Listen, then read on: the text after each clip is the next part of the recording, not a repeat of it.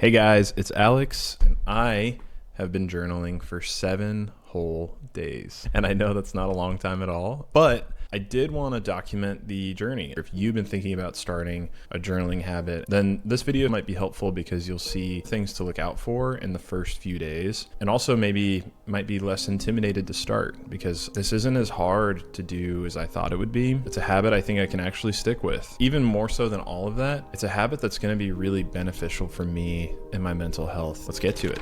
Okay, so the first thing I've noticed with this week of journaling is how noisy and cluttered my brain actually is, and how much journaling has helped declutter and turn the volume down on all the noise of the world. Some of the prompts of the last week around like, what are you overcomplicating or what are you overthinking, really sparked a lot of clarity for me as I'm just getting it out of my head. I think the simple act of taking all the noise that's happening in my head and externalizing it on paper, I felt almost physically calmer at the end of these journaling sessions. I didn't even realize how unclear my thinking was until I started journaling and noticing literally a before and after effect. My brain is noisy as hell, and journaling has really worked as far as clearing it up. The next thing I've noticed is that really specific prompts are so much better than vague, big questions. I used to walk into journaling with a blank page, not knowing what I'm gonna write about, and it would always kind of devolve into like random day-to-day activities or feelings that I was having, but maybe weren't super related to what was actually going on in my life that day. It's also intimidating to show up and not know what you're gonna write about that day. But the prompts being super specific, asking a question like, what are you overcomplicating in your life right now?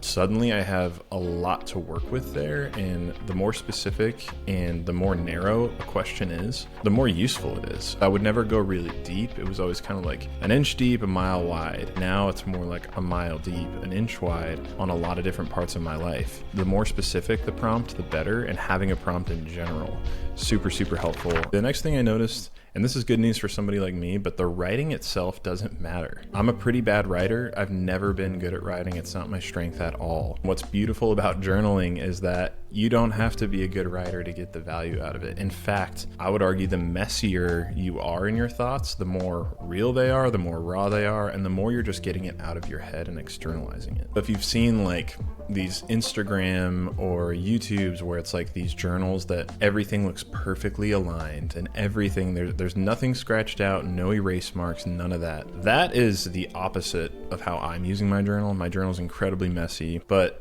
it's very freeing to realize all these words are just for me, and they can be as messy and raw as needed just in order to get the thoughts out of my head. So I think it's really nice to know your writing doesn't have to be good in your personal journal. Be messy, raw, get it out of your head, and that's a really freeing realization for somebody like me who already feels insecure about my writing skill. I don't need to be good for this. This is just for me, and I can be as bad as I need to be in order to get it out of my head. Okay, the next thing is that 5 minutes or so is plenty of time for journaling. Maybe this is just me, but I used to make this idea of journaling into like, this should be like a more spiritualized experience. This should be really deep, and you should spend 15 or 20 or even 30 minutes just navel gazing your thoughts and answering the problems of the universe in your world or whatever. And honestly, that is all such a massive turnoff for me. When it comes to journaling, I love having this constraint of like 5 minutes is totally fine. Honestly, 1 minute is totally fine. Externalizing your thoughts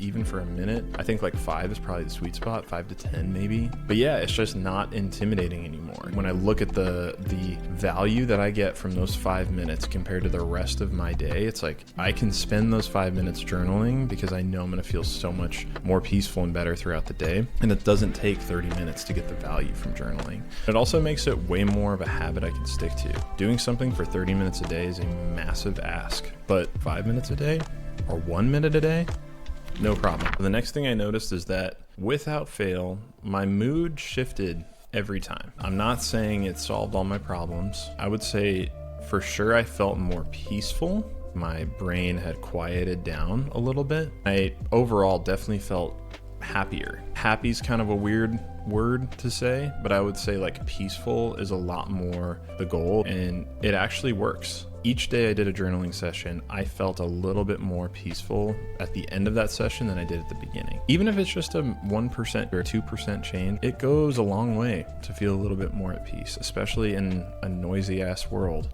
I want to look into the science because I do think there is something physically going on where, I don't know if it's nervous system or what, but I feel myself calmer after a little session of journaling. At least for me, in this first week, it's been noticeable.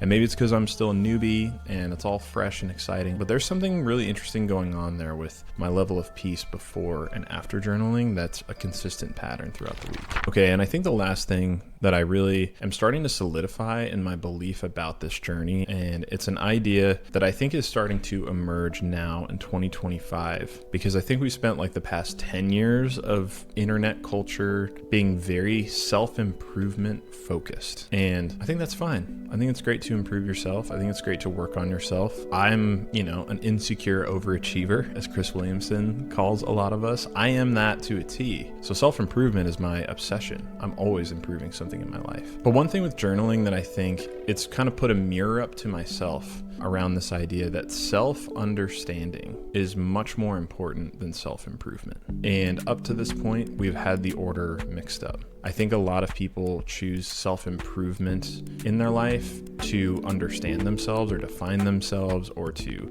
relieve themselves of the mental tension that's going on in their head. But a lot of times, I don't know what I'm improving for. But what's really interesting about journaling is it's changing the starting point. So instead of trying to better myself because the world thinks I should be better and improve myself more, what if I take this time to understand myself a little bit better? When you shift from constantly needing to improve yourself to constantly trying to understand yourself, suddenly it changes what improvement means. Because if I'm gaining more understanding for why I show up in the world the way I do, why I'm feeling the things I'm feeling in all these different circumstances, situations in my life, that is a much better starting point and a map to going towards self-improvement. And I think journaling is a beautiful path toward asking those harder questions and maybe getting to those deeper places in a compassionate, peaceful way. And the more we understand ourselves, the more we can actually improve. We're going to start seeing this shift